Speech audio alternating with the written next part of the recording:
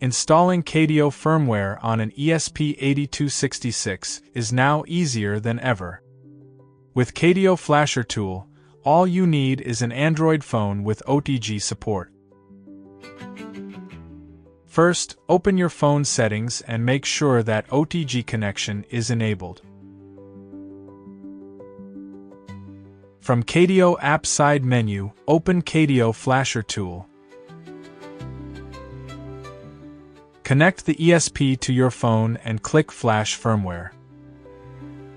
The tool will automatically detect the connected ESP, download the latest compatible firmware, and flash it with the correct settings.